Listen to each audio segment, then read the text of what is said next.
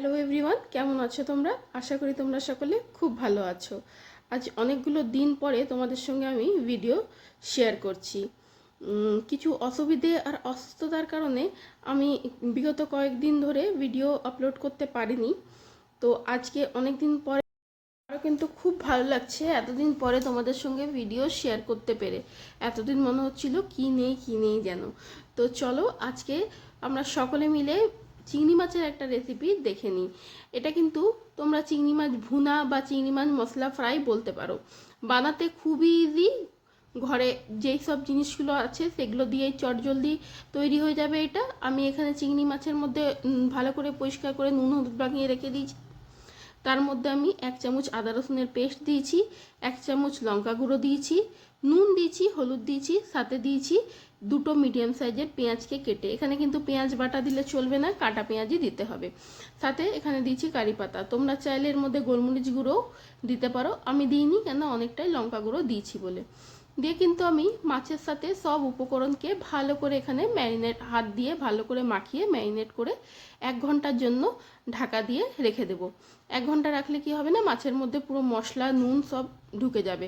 আচ্ছা, মাছ যখন আমি ধুয়ে পরিষ্কার করেছিলাম তখন কিন্তু নুন মাখিয়েছিলাম, পরে কিন্তু নুনটা একটু বুঝে দিতে হবে যেন বেশি না হয়ে যায়। তারপরে 1 ঘন্টা পরে আমি এখানে কড়াইয়ে 1 চামচের মতন সর্ষের তেল নিয়েছি। রান্নাটা কিন্তু অতি অবশ্য সর্ষের তেলে করো, তবে কিন্তু খেতে বেশি ভালো হবে। তারপরে ম্যারিনেট করা মাছটা আমি দিয়ে দিয়েছি তেলের মধ্যে। মাছটা যেহেতু 1 ঘন্টা ধরে ম্যারিনেট হচ্ছে, তার মধ্যে নুন দেওয়া আছে, একটু কিন্তু জল বেরিয়েছিল, আমি জল সমেতই দিয়েছি। গ্যাসকে বাড়িয়ে কিন্তু আমাদের এখানে মাছটা করতে হবে, গ্যাস কমালে চলবে না। গ্যাস কমালে কিন্তু অনেক জল বেরোবে, শুকোতে অনেক টাইম লাগবে। গ্যাস বাড়িয়ে আমি এখানে করছি, দেখো তাও কতটা জল বেরিয়েছে। এই জলটা যতক্ষণ শুকোবে না, কাঁচা রসুনের গন্ধটা চলে যাবে না, ততক্ষণ কিন্তু আমাদের এটাকে ভাজতে হবে। ভাজতে ভাজতেই বুঝতে পারবে মশলাটাও ভাজা হয়ে গেছে আর সাইড থেকে তেল বেরোবে, তখনই আমরা বুঝবো যে আমাদের রান্নাটা হয়ে গেছে। আমি তার ফাঁকেই কিন্তু একটা কাঁচা লঙ্কাকে কেটে দিয়ে দিয়েছিলাম।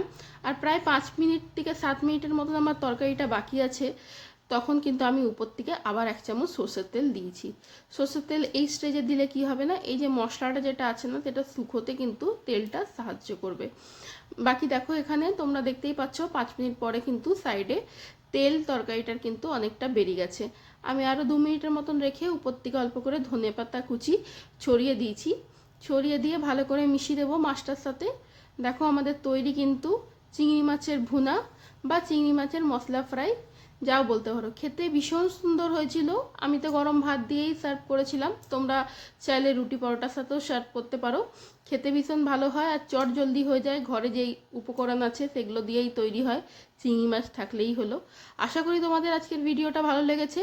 ভালো লাগলে অতি অবশ্য শেয়ার করবে, লাইক করবে। লাইক করলে আমি মোটিভেট হব। আর যদি চ্যানেলটা সাবস্ক্রাইব করনি তো প্লিজ সাবস্ক্রাইব করবে। Bye bye.